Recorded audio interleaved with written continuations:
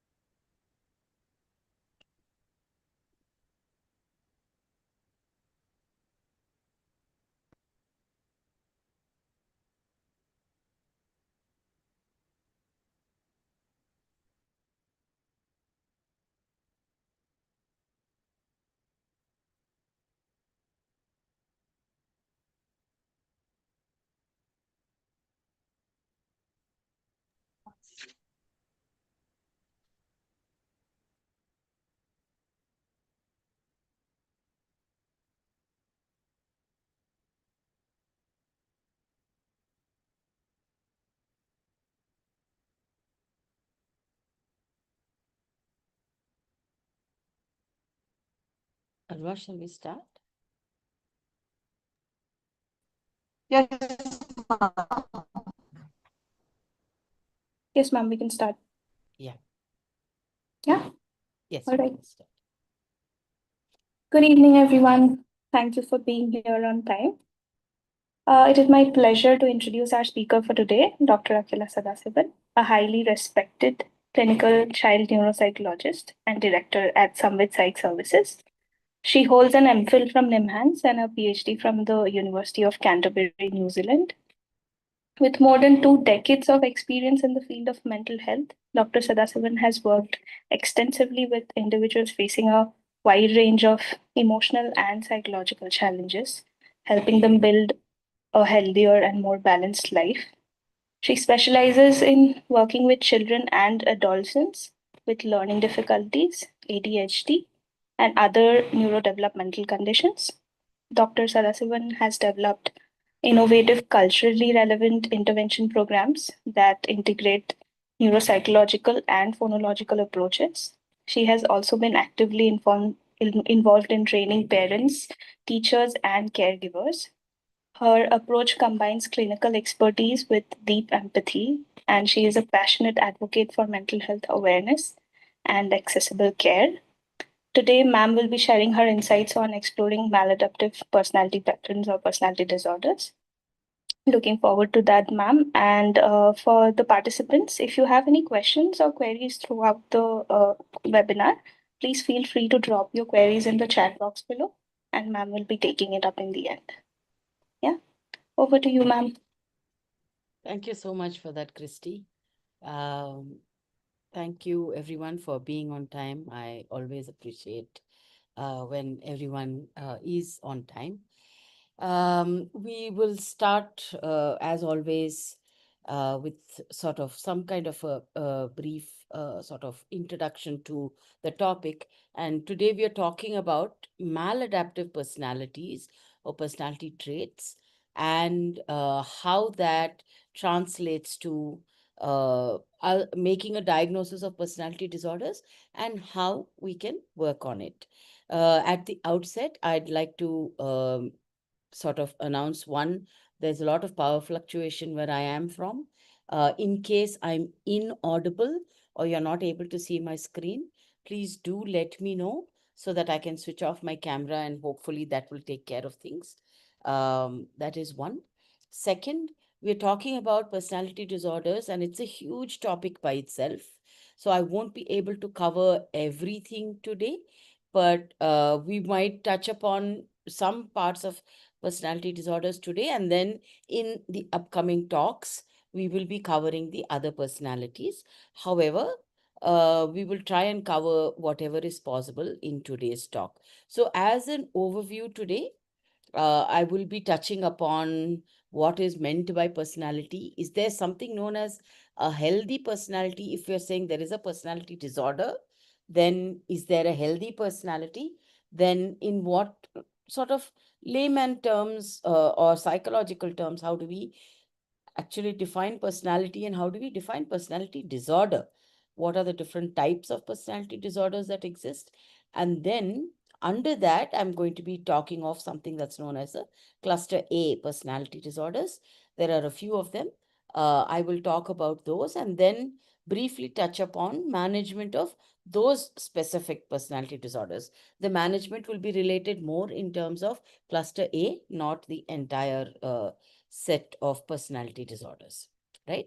So let's start off with us trying to understand what is meant by personality. So I'll stop briefly sharing and I want each one of you to type in your in the chat box how you would describe yourself, to use any three words that come to your mind that you can use to describe yourself. If you are not comfortable typing, you can always raise your hand and I can ask you to sort of unmute yourself and tell us. But I think that might cause a lot of confusion. So, okay, Arwa says positive. Three words to describe yourself.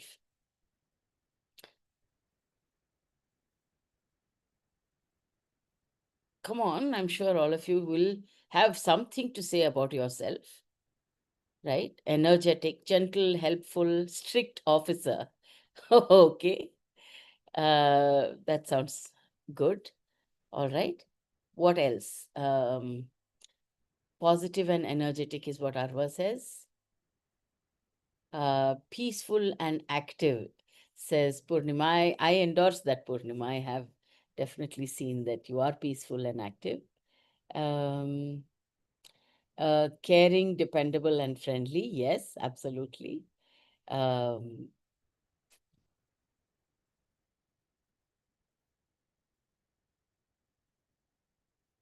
okay, Soumya says energetic, simple, and emotional. All right. Okay. Anyone else? For those of you who've just joined, I'm just asking each of you to type in 3 words that you use to describe yourself. And Arva set the ball rolling by calling herself positive and energetic. How else would you describe yourselves? Come on, let's hear more words that you would use to describe yourself. It doesn't necessarily have to be either only good or only bad, right? It could be anything. Um, when I say how do you view yourself? Okay, Sri Vidya says curious, optimistic, and innovative. All right. Now I'll change the question to um okay, and Somanarayan sir says friendly and caregiving. Nice. Thank you all for participating. Now I'll change the question to how do you think other people see you when they see you, when your friends, colleagues, neighbors, um, children, grandchildren, whoever it may be, when they see you, what do they see? How do they view you? Again, maybe 3 words, maybe 2 words to describe yourself.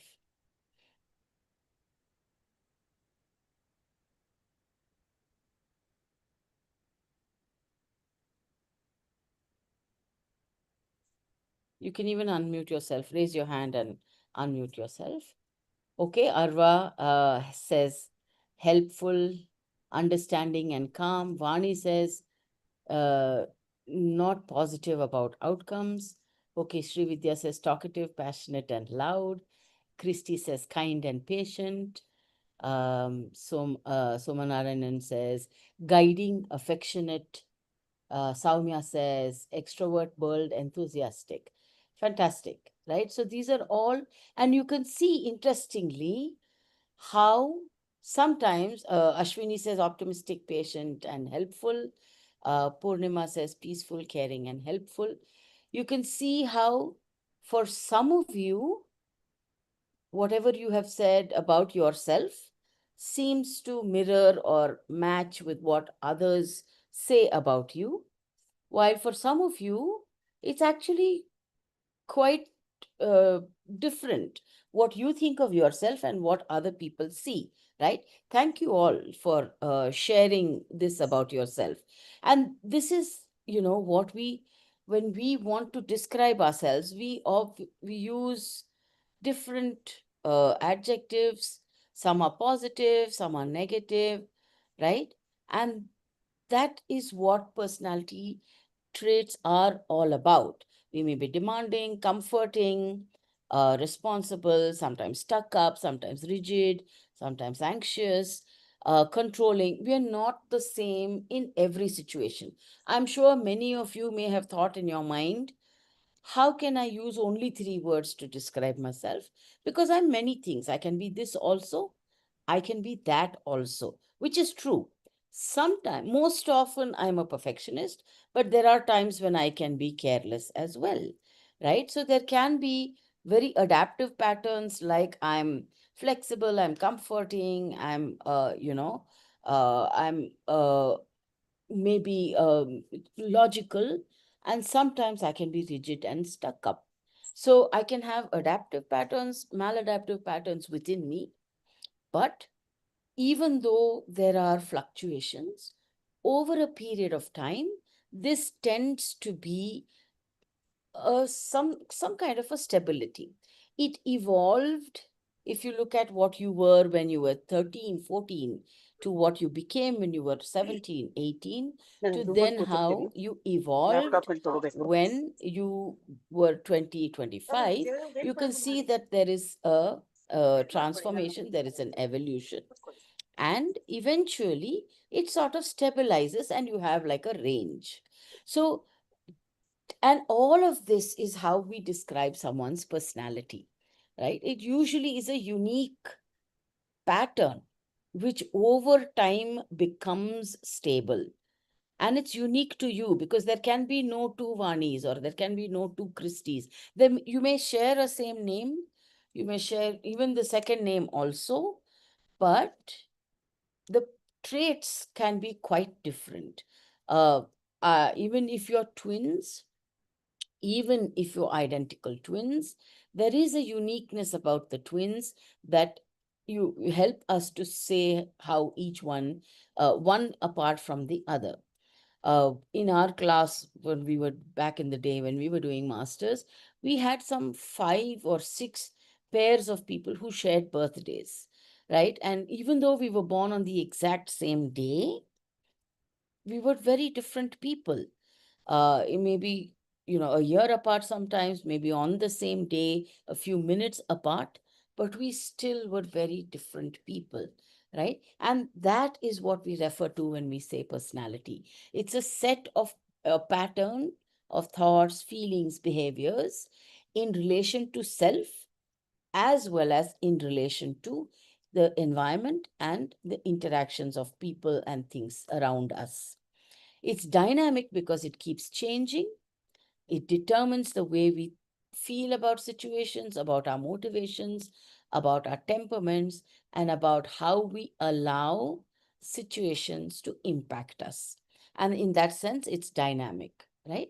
So, over a period of time, starting from somewhere around early adolescence, let's say around 15, 16, is where these traits that we pick up based on our home environment, based on the genetic load that we carry, based on our life experiences, we start showing these characteristic patterns. I'm sure we start showing it much, much earlier, but they crystallize into sort of set patterns, and they start forming into a constellation of personality somewhere in adolescence, and it then continues into adulthood. And therefore these traits seem to like, they are dynamic because situations change us. We may be very, let's say, afraid and shy, and then life forces us to go up and perform on stage, and then one thing leads to another, and before you know it, this shy timid person is becoming a public speaker. We've seen those happen. So even though we say personality traits are sort of stable over a period of time, situations may change us to some extent or to a large extent. But, however, it is still in keeping with a theme. Most often, many of these traits, like if you call yourself a perfectionist, somebody call themselves strict, somebody call themselves loud, somebody call themselves passionate, right? All of these, it's not like either you are passionate or you're not. It could be present on a continuum. Maybe 4 of us described ourselves as passionate. Out of the 4, maybe one person is a score of 10 on passion, on a score of passionate traits, from where 0 is no passion at all and 10 is maximum passion. And then somebody scores 3 and somebody scores 7, and these are all, of course, not watertight compartments, maybe 7.4 and 7.2, but there is this range. So these traits are present on a continuum, and I'll come back to why I'm talking about this continuum for so long, because it's not that these are set in stone and it's fixed, but they can change. So sometimes I may be very passionate about, let's say, Christy said, I'm passionate about mental health and awareness of mental health. There might be a stage where I become less passionate about certain things. There might be a stage where I become more passionate about other things, right? So it's always an up and down, and in response to certain situations. Most of these are adaptive, and if they are adaptive and helpful, then we pick it up, we internalize it, and that becomes the story that we tell about ourselves. And that's what we refer to as personality. Sometimes, because of certain negative events, we choose maladaptive variants of these particular characteristics. For example, being rigid or being passionate. Maybe that being passionate or enthusiastic, we carry it to the other extreme where people often refer to you. In our days, they used to use a term called enthucutlet. I don't know if it's still in use, but oh, she's such an enthucutlet. It's so irritating. It was not a positive thing always. Sometimes it could be negative because others don't share that passion. So it can become maladaptive in some ways, where it interferes with how other people view you, or it interferes with your own progress, right? But even if we do have maladaptive aspects, we don't necessarily then refer to one another as having disorders of personality. How does it then become a disorder of personality? Before going into that, what we need to understand is that the two questions that I specifically asked you about at the beginning, one is, how do you view yourself, is one dimension of personality. And an equally important dimension of personality is that of an interpersonal domain. So, one is the domain of the self. Sorry, how we view ourselves, how, I'm sorry. Vani says my video has stopped. Are you able to hear me? Am I still audible? You're audible, ma'am. Okay. Yeah. All right. So probably Vani is experiencing some difficulties. But yeah, do let me know if you can't hear me. Um, so the two dimensions. One is, how well do I know myself? Do I know myself well? Am I aware of myself?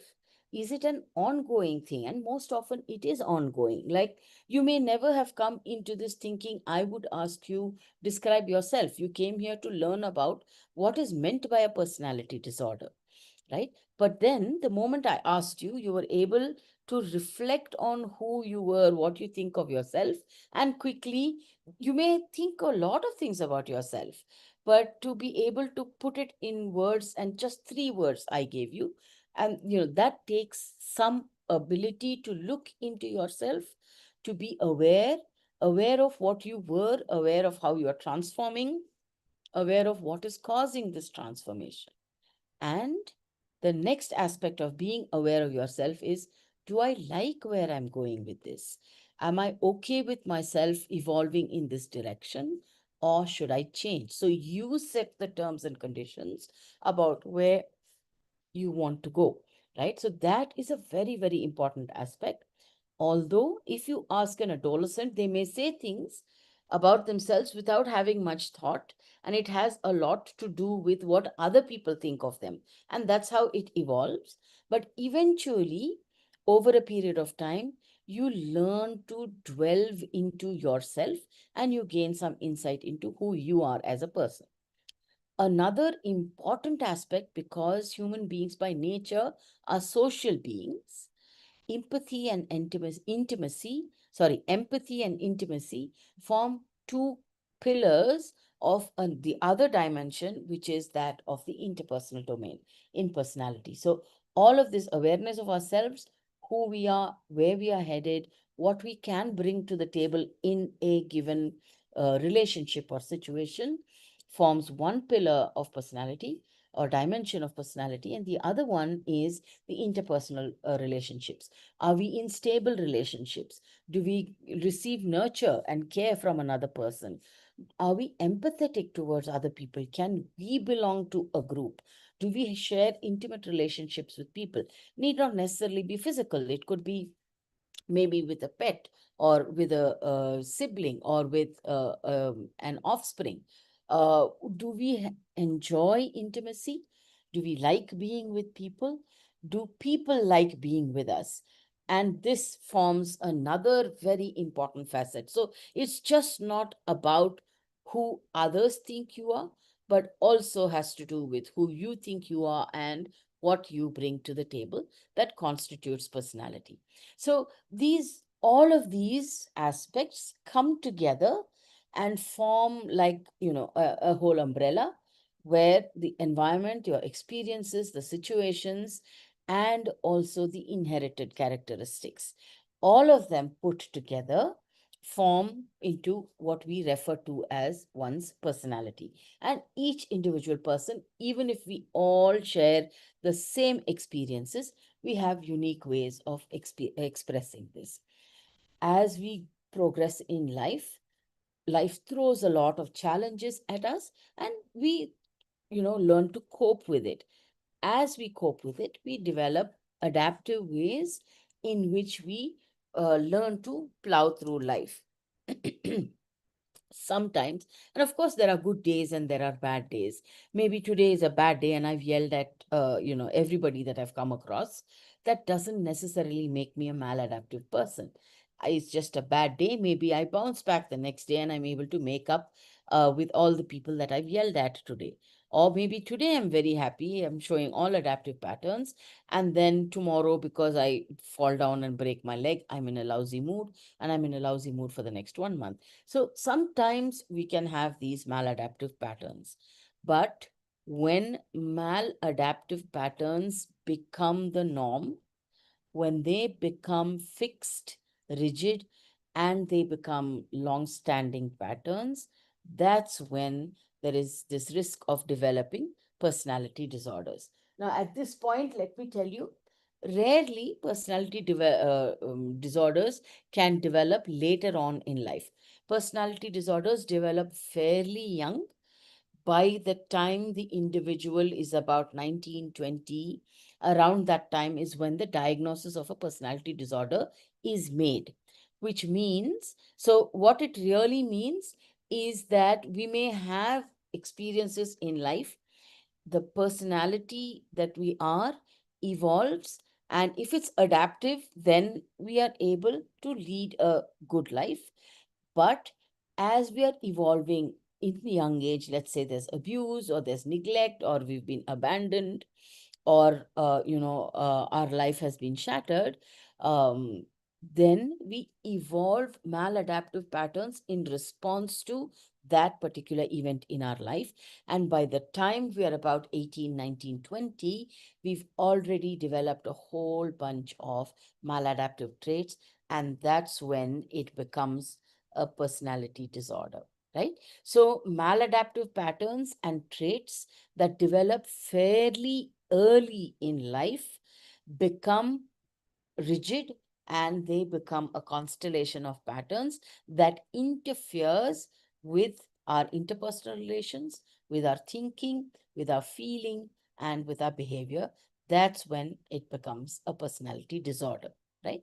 So up until 1994, the understanding was that healthy personality or an adaptive personality trait versus somebody with a personality disorder were two different categories. So, people who had healthy traits could not have had personality disorders, and those who have personality disorders cannot have healthy personality traits. So, there were two distinct clinical syndromes, as they are called, was the thinking. But with the advent of DSM-4, DSM-4R, I think that was what was out there at that time in 1994. There was a shift in the way we started looking at personality disorders, and the dimensional approach was brought in, which means that even if I'm diagnosing somebody as having a personality disorder, it's always that there is a maladaptive a variant of personality trait, which then is on a continuum, right? So it's not, if supposing I call myself angry, then there are other people also who get angry. So the extent to which somebody is angry and the let's say the stability or the frequency with which they express anger maybe is what determines whether one trait falls under the disorder category or one falls under a a healthy or an adaptive personality category. What do I mean by that? Like, if you know two people who are angry, one person may carry or warrant a diagnosis of a given personality disorder. The other person may just be referred to as, oh, he's always angry or she's always angry. Need not necessarily be that of a personality disorder, right? So for us to say somebody has a personality disorder, these have to occur as a constellation, the maladaptive traits, and they only vary in degree, not so much in the content of the maladaptive traits. According to ICD, the International Classification of Disorders, and the ICD-11, personality disorder, which is what I've referred to as PD over here, is a marked disturbance in personality functioning, which is almost always associated with personal and social disruption. Going back to the example of anger, I may be an angry person, but if I'm able to control my anger in situations and do not allow it to interfere with some relationships of mine, maybe it doesn't fall under a personality disorder. But if it falls under a personality disorder, then almost always my anger will interrupt or interfere or disrupt my personal and social functioning. So, according to ICD, overall, all kinds of personality disorders, the prevalence is quite high, and the rate is about 7.8% in the general population. What this means is 7 people out of 10 might likely have, out of 100, might likely have a personality disorder. It may sound like a small number, only 7 out of 100, but when you look at it, it really is quite a large prevalence rate. And, so let's take a moment here to relook at it from a disorder perspective. You might have often interacted with a person and said, well, there's something odd about this person. I can't quite put my finger on it. He or she seems to be okay in general.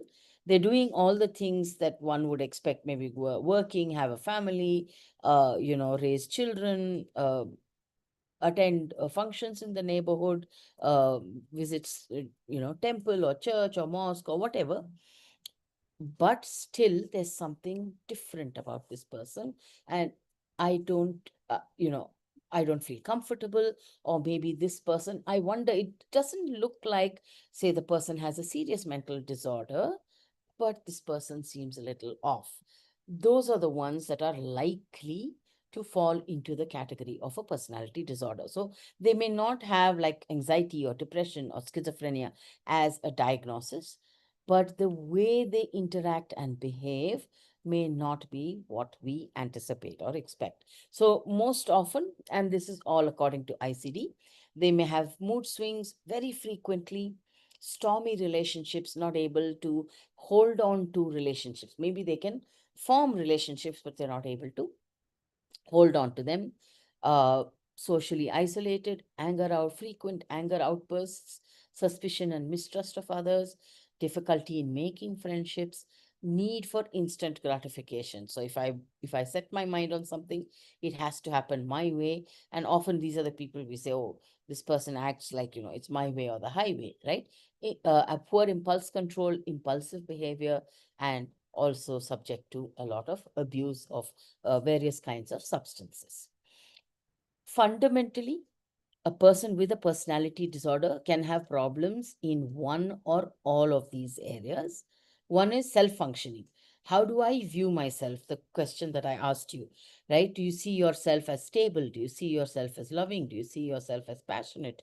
Do you see yourself as ambitious? That sense of self-worth, image of yourself, and being happy with the way you are conducting yourself in different situations, right? The capacity for looking into yourself and giving a self direction. Then, interpersonal relations, ability to maintain relationships, to form relationships, to get into relationships, to have a reciprocal relationship with somebody, right? One is I might unilaterally like somebody, but if I don't have any relationship where it is reciprocal, that the other person also reciprocates the feelings that I have for them, that then can be indicative of one kind of a personality disorder. And then the behaviors. Are they inflexible? Are they rigid? Are they perfectionists? Can they regulate their emotions? Can they regulate their thinking? And what do they gain from any experience? typically we all view it this way, but this person always has a unique perspective from his or her experience, right? So these are all the ways in which personality disorders will show as problems. In general, after a lot of revisions, the most recent, if you look at DSM 5, which is the Diagnostic and Statistical Manual, and you have the ICD 11, have looked at three clusters of a total of about 10 personality disorders that one can diagnose. You have a cluster A, where in general, these people stand out as being odd and eccentric. There's something off about them, they're not okay in their head, is how somebody would describe them. That there's something off, but you don't know what it is. But they're functional. You see them in colleges, you see them here, you see them there, in families, working, wherever, but they still stand out as being odd and eccentric. Then there's cluster B, where they're very, very emotional, and the emotions are really erratic. So they swing from love to hate, from intense trust to intense mistrust. Just the other day, somebody was describing a relationship with a person, saying, if this person agrees with him, he continues to talk to them. The moment they point out a mistake in him, he snaps all relationships with them, right? So erratic and emotional. And cluster C are those who are anxious and fearful, afraid, timid, shy, very anxious, not confident enough to take decisions. So these are the three clusters. And within each, you have about 3 or 4 personality disorders. Cluster A, odd and eccentric behavior. This is what we're going to continue to talk about today. Paranoid, schizoid, and schizotypal. I'll take up each one of these and describe them so that you get an understanding of what these three are. Then cluster B, you have the dramatic, erratic, and emotional behaviors. You have antisocial personality disorder, where they, go away from all norms. They're breaking laws, they're breaking rules, and they stand out as trying to do harm to society at large. It's a very sort of simplistic understanding. I won't touch upon these, so I'm just giving you a cursory overview of these. Narcissistic is a person who loves himself or herself and believes that I can do no wrong, and therefore will not take any corrections or indications that they are not okay. Anything that says otherwise, they may want to walk away from. Borderline personalities, very sort of implosive relationships. They have short, intense relationships which break very quickly, and they have a huge number of mood swings. Histrionic, again, mood swings, attention seeking, and people who want to be in the thick of things and feel very uncomfortable when they are not, and they show that in a very dramatic and emotional manner. Cluster C, you again have 3: avoidant, dependent, and obsessive compulsive personalities. Avoidant used to be called anxious avoidant personality disorder, where anxiety is the core. For all of these, of course, anxiety is the core.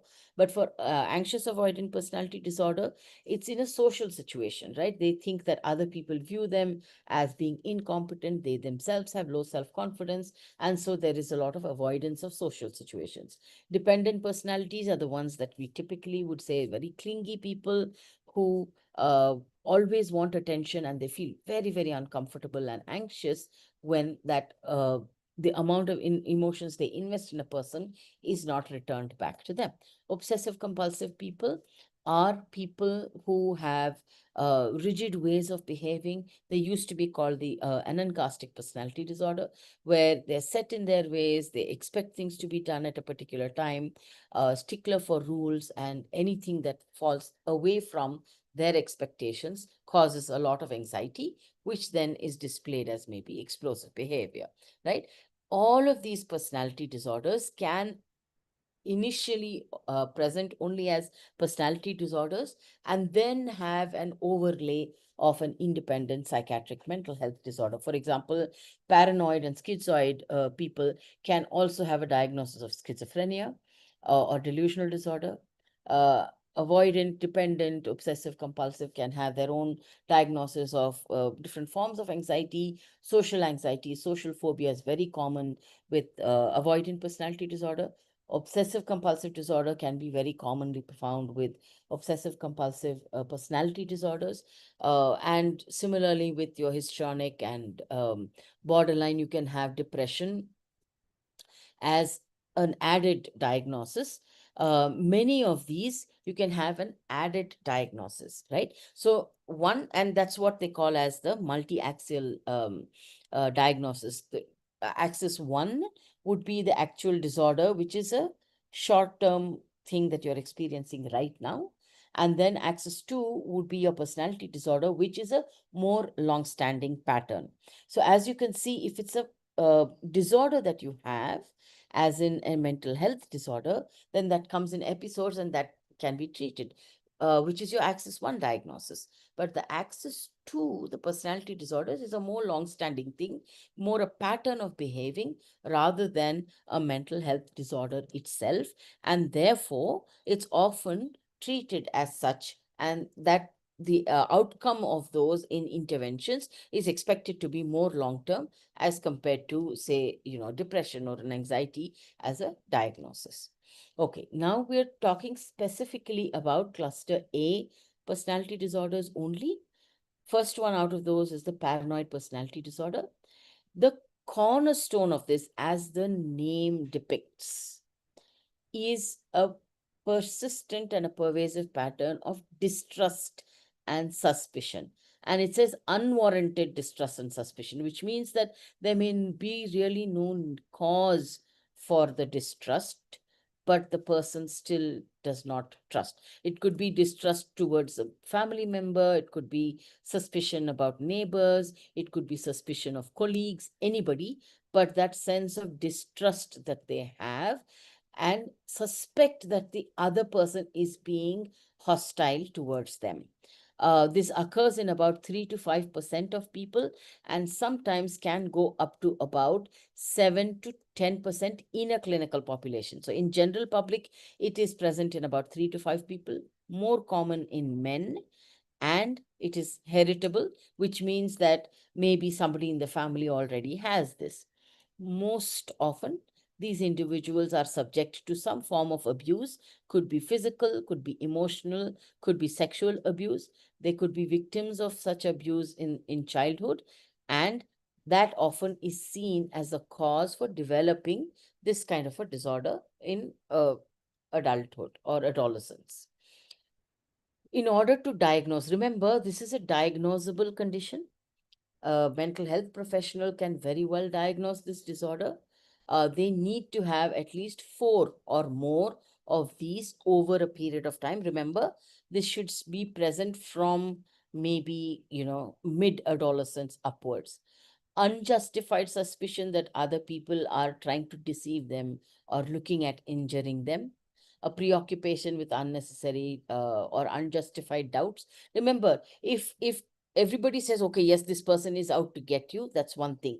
But most often, it's only this individual who feels like this, and the other people around the individual do not agree, and therefore it is unjustified or unnecessary suspicions. So they don't, share anything with people because, oh, what if these people use this against me? They're for sure going to treat me poorly. Therefore, I don't want to share anything. So they're reluctant to confide.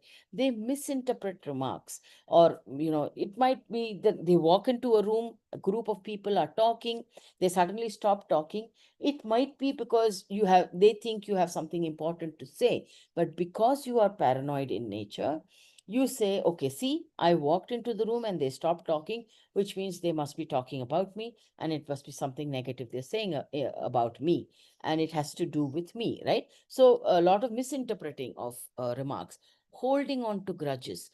3 years ago, you did this. 5 years ago, that person did that, and continue to be angry with them, even, at the slightest of insults or remarks that have been made.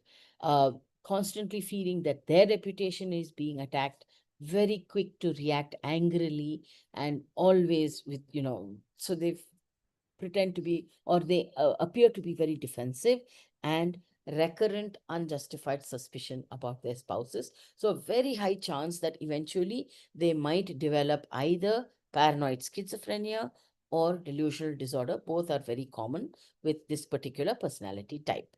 Um, like I said, paranoid schizophrenia, delusional disorder, post-traumatic stress disorder, social anxiety disorder, and often substance abuse, because they are so much in their head about this paranoia, and they tend to box themselves inside that the only way of coping could probably be substance abuse. So any of these could be an added diagnosis with this group. Schizoid personality disorder, they have, the main thing about schizoid is that they are totally detached and they have absolutely no interest in mixing around with other people.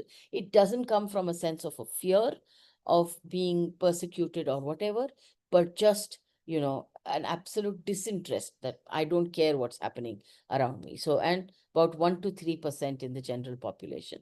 There are two types of symptoms that they can have, and like paranoid personality, they need to have four or more of these symptoms, both the behavioral and emotional symptoms put together. Behavioral symptoms could be they prefer solitary activities, and so they even choose jobs like that, work from home, being on their computer, anything to avoid personal contact. They avoid building even close relationships, not even with their own family members. There's an aversion to that, indifference to social norms or expectations. So if everybody is expected to go to a social gathering, they may not be bothered by it. I don't care. You want to go, you go. I'm not coming because I have no interest in any of this. Little or no pleasure derived from activities that most people find appealing, and a total lack of any kind of intimate relationship. So, given a choice, they probably would not marry, would not indulge in any form of intimate relationships. From the emotional side, very similar, poor expression of emotions. So they come across as flat. You don't see any emotions at all. They don't respond appropriately to emotions that other people are communicating. They don't care much about, either praise or criticism from people. They're completely unfazed by it. And then, if somebody shows them affection or love, they don't know how to respond. So a minimum of four or more of both these symptoms are expected. Again, um, the cause could be presence of either a schizoid or a schizotypal disorder, and neglect and abuse in early childhood. So children who have parents who don't care about them, or I was reading up about a case where the person was abandoned as a child and learned to grow up in foster homes, and that then resulted in a series of abandonment issues, and then finally, eventually developed a schizoid personality. And then you have the very dramatic, odd, eccentric, schizotypal personality disorder. Now, earlier we used to think that schizophrenia, schizoid, schizotypal were all on a continuum of the schizophrenia, which means that they all stand out as odd, eccentric people. Schizotypal, they stand out because they have what we often call as magical thinking, and I'll explain in a little bit. They have intense discomfort and a reduced capacity for close relationships. Even if they are forced to interact with people, maybe with close family, they share some relationships, but beyond that, they don't interact. So the difference between, say, somebody with social phobia and a schizotypal is schizotypal, even if they're repeatedly exposed to people, they may not be very comfortable in social situations. Whereas with social anxiety, initially they may be uncomfortable and experience a lot of anxiety, but eventually they may get used to one or two people and they can develop close, warm relationships with people. Whereas with schizotypal, even if they keep repeatedly meeting the same people, they don't form a close relationship, and they have very distorted ways of thinking. So odd thinking and behavior, which means that I'm sitting here and just with my thoughts, I can make it rain today. Or, I will say this and then this will happen. Or making odd connections that every time I hear this dog bark, I know that a tree on that road will fall, and that is the sign that the universe is giving to me. So they make dramatic speeches like this, weird connections, mad or and sorry, not mad, my bad, odd and magical thinking. So connecting diverse things which are totally unconnected, and it's not something that is shared by. So for example, if we live in a community that believes in a lot of these, then everybody around believes that. That doesn't make all of them schizotypal, but even those beliefs that are not shared by other people, schizotypal people would have. So they're very odd in their thinking. Magical thinking is a key feature of that. Speech is very odd. They may have odd phrases that they use, which is not something that is very common to where they stay. Very oddly dressed. So their dressing style, sometimes they may appear unkempt and may not be necessarily maintaining good hygiene.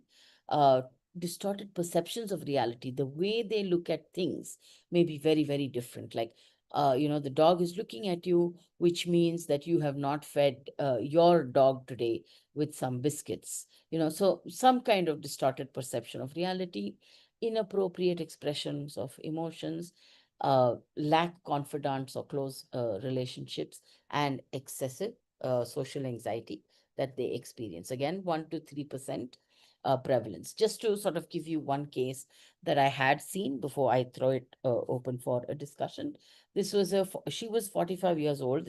I'm talking about almost 20 years ago. I saw this lady. The doctors were very, very clear that somebody who knows how to deal with these people has to see her, because she does not trust anybody and she's never given history on her own to anybody. And that was the reason why she was given to me to take the history. The history that I got from her, of course, I've mentioned her name is Parvati, but clearly that is not her name. History, first spoke to her because, when I asked her, how are you feeling? She said, I feel scared. What are you afraid of? I think my husband is out to kill me. I can get a very metallic taste in my mouth. Please don't let my husband in this room. Even if he calls you when I'm talking to you, don't answer the phone. And so I said, okay, I don't, have any way of contacting your husband. Only the daughter had brought her to the OPD that day. And so I said, okay, you're free to talk to me. And then she told me an elaborate story of how he's been poisoning her food. And I spent a lot of time and I told her, you must be scared. She said, doctor, please protect me because I think he's trying to kill me and I need to go to the police. But the police are also, working hand in glove with this person. So I don't know who to go to. I think you can help me. Then, when we spoke to the daughter, we come to know that she's been living away from the family for 15 years. She's living alone when the husband and she has a daughter and a son live with the husband in another city, and she's chosen to live in this city. Nobody knows except for the daughter where she stays, and she still believes that the husband is poisoning her food, and somehow he is poisoning the food that she eats. So for a very long time, when the daughter brought her to us, for a very long time, she had not stepped out of the house and she does not eat. And they were, in fact, the husband was in another country, and that's how she agreed to come even for a consultation.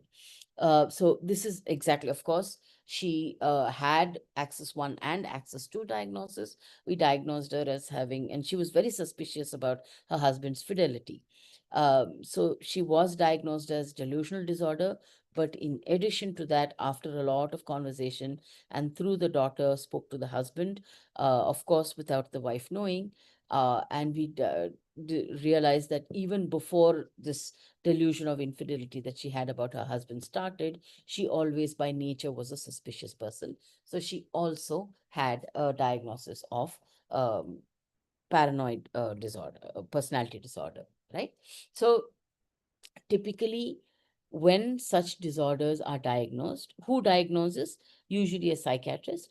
There are, of course, a few rating scales that psychologists can administer. But typically, either a psychiatrist or a psychologist would look at either ICD or DSM criteria, like the symptoms that I listed out. They need to satisfy the criteria for that. This has to be a long-standing problem, not something that in the last 6 months they have evolved, but it has to be there over a period of time. So the interventions that are offered, some times antipsychotic medication, but that is not the mainstream. Antipsychotic medication could be offered when there is a lot of behavioral disturbances, or there's anger outbursts, there is aggression, or there is fearfulness because of the delusions and hallucinations that they might have, uh, when pharmacological medication is preferred. But otherwise, usually therapy. And for all three of them, for schizotypal, they may not agree to participate in therapy, but for paranoid and for schizoid, if they do agree, then CBT is one form of therapies that we did, if you remember from Ridhi's talk last month, cognitive behavior therapy. And then for schizoid and schizotypal, some kind of social skills training, because that seems to be the cause for a lot of the distortions and misperceptions that one has about the you know uh, interacting with people. And that's how we work with them. But to sort of let you know at this point that the duration of this thing is more long drawn. It's not something that is receding very fast. It does take time. And even for them to build trust with the therapist is very, very difficult. Most often, they may not agree to continue in therapy because these are things that they believe in very strongly, and it's a task for the therapist and the family members to keep them in therapy, right? So to quickly wrap up before I throw it open for questions, personality is a unique trait that one many a cluster of traits, thinking, feeling, and behaviors that we collect, gather over a period of time, which makes us who we are. um, it's not something that is sort of really fixed, but it tends to be dynamic. Although once the core set of traits are formed, they tend to be more or less present throughout the lifespan of an individual. Each person can have maladaptive traits, but when the maladaptive traits become fixed patterns and rigid, inflexible patterns, that's when it is termed as a personality disorder. Three clusters, a total of 10 personality disorders that exist. Cluster A, odd and eccentric. Cluster B, which is erratic and emotional. And cluster C, which is anxious and avoiding. Um, so these are the three clusters, and within cluster A, we've seen paranoid, schizoid, and schizotypal, and the form of intervention remains less of medication, but more of therapies, individual therapies, and social skills training. I'll stop here. Thank you so much for your patient listening, and I'm open for questions.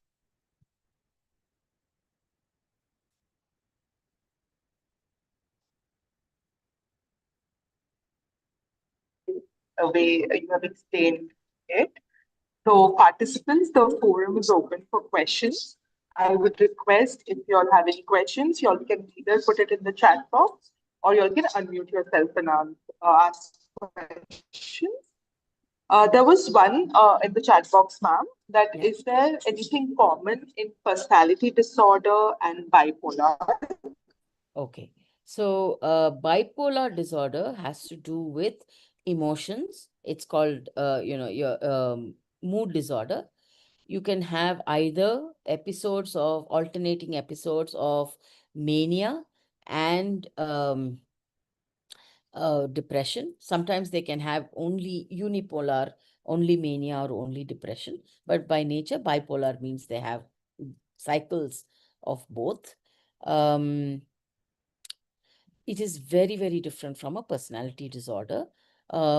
Personality disorders are not so much mental health, uh, serious mental health disorders like schizophrenia or the mood disorders like bipolar, but it's a more enduring pattern of behavior which interferes with one's ability to view oneself in a particular or in a realistic manner, and also to form long-standing relationships.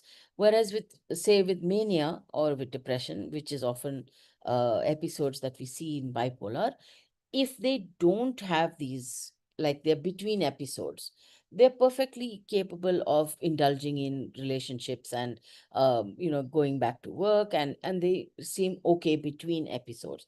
But in an episode, then there is a disruption of the person as we typically know them. However, the difference between bipolar and personality is, in personality disorder, their pattern of behavior is always like this, maybe odd and eccentric, or fearful and avoidant, or it could be histrionic or erratic and emotional, right? So that is their constant. And then over and above that, there might be a superimposition of maybe a mood disorder, maybe schizophrenia, or substance abuse. I hope I've been able to clarify that. Yes, ma'am. Thank you for that. Ma'am, this question is in line with the case history that you discussed. Mhm. So there's this one person who's asking that the case that you discussed long time ago, was she having a family history of schizotypal Yeah. typal? Schizoid or schizotypal? Well, that's a good question, Priyadarshini. Don't know about that because the history was obtained from the husband and the daughter, and through the daughter remotely, of course, from the husband, because there was no way, if he was there physically present, the wife would have even given us any responses. Um, so we have no way of finding out if there was a family history. But as far as the daughter knew, the siblings or the parents of the mother, there is no report of any schizoid or schizotypal in the family. So we don't know what was the cause in this particular case.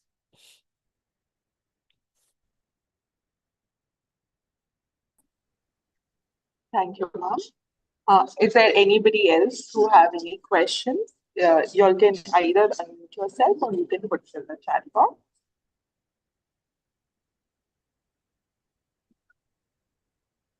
Yeah, someone's asking, is it possible to share the Press presentation? PPT. Yeah. I think I'm not sure if we are going online because it was taking a while for us to connect to the YouTube. If that doesn't happen, anyway, I will post this on Facebook, the recording of this session.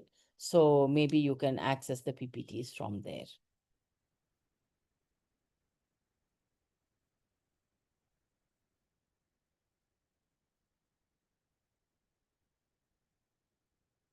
Any other questions? More questions?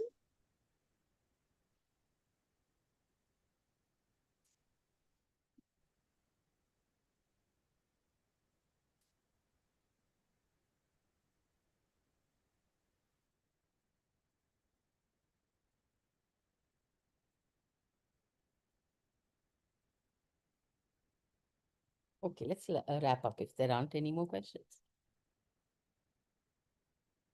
Conclude this session. So thank you everyone for taking the time to be here and engaging so thoughtfully with today's topic.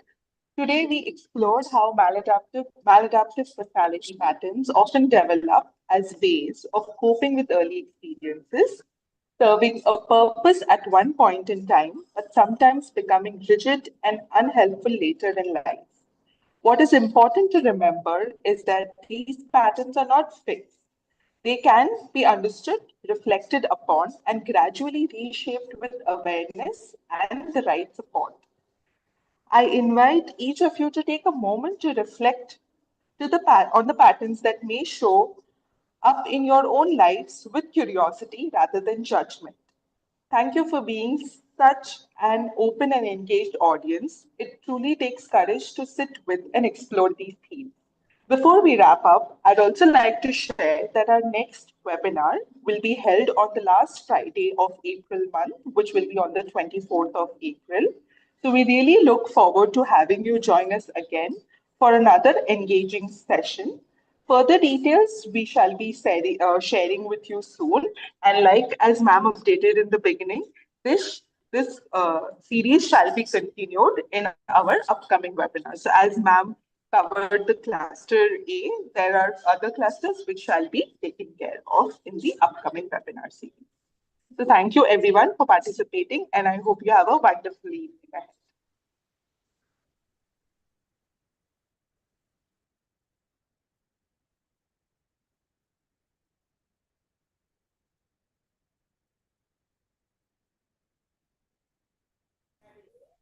Thank you, ma'am. Thank you. Thank you. Thank you.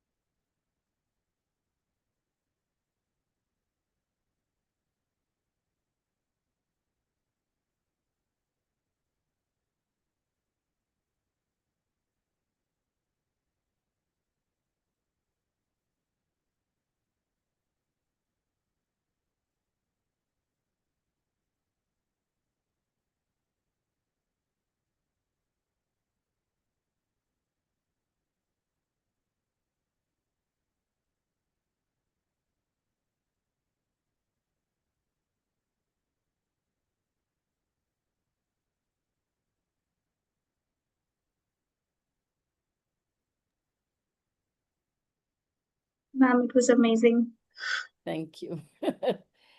Uh, Yeah, you added the case Vinnet also, no? So that made everything more clear.